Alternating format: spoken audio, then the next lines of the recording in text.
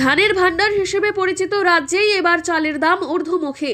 সবজির অগ্নিমূল্য কাটিয়ে উঠতে না উঠতেই চালের চড়া দাম, এতেই নাভিশ্বাস উঠছে সাধারণ মধ্যবিত্তের। ব্যবসায়ীরা বলছেন আগামী দিনে দাম আরও বাড়তে পারে। বাজার পর্যবেক্ষণ করলে দেখা যাচ্ছে ধানের দাম আকাশ ছোঁয়া হওয়ায় চালের দামও দ্রুত গতিতে বাড়ছে। কারণ হিসেবে ব্যবসায়ীদের মধ্যে অনেকেই মনে করছেন উত্তরবঙ্গ এবং দক্ষিণবঙ্গে বর্ষার কারণে এবছর ধান নষ্ট হয়েছে অনেক জায়গায়। ধানের ফলনটা খারাপ হয়েছে দেখে ওই জন্য চালের দামটা একটু বেশি, লম্বা চালটা। কোন দিকে ধানের ফলন? কলকাতার ওই সাইডে যেটা লম্বা চাল যেখান থেকে আসে আর কি। আমাদের এই সাইডে তো স্বর্ণা ধানের ফলন বেশি, স্বর্ণা ধানের দামটা বাড়ে না এত।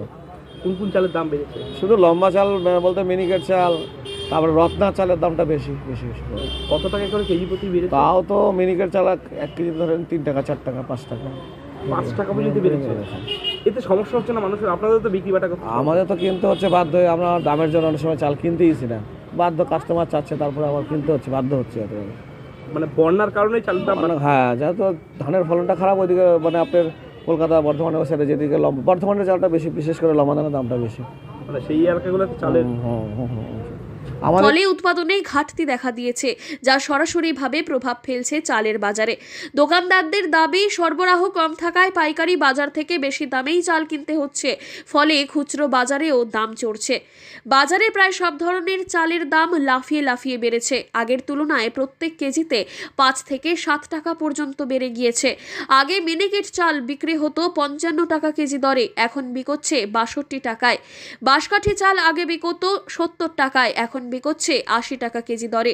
অন্যদিকে গোবিন্দভোগ চাল আগে দাম ছিল 90 টাকা, এখন দাম হয়েছে 100 টাকা কেজি দর। সাধারণ আর কি মধ্যবিত্ত মানুষের উপরে প্রেশার উঠবে, চলা মুশকিল হয়ে যাচ্ছে। কি চাল নিলেন এখন? আমি নিলাম পাইজাম। কত টাকা করে দিলেন? আমার নিল হচ্ছে 1280 টাকা।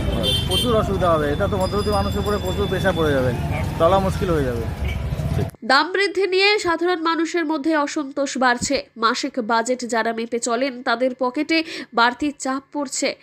ব্যবসায়ীদের কথায় পরিস্থিতি স্বাভাবিক না হলে দাম আরও বাড়তে পারে। সরকারি হস্তক্ষেপ না হলে সাধারণ মানুষের জন্যই পরিস্থিতি কঠিন হয়ে উঠতে পারে।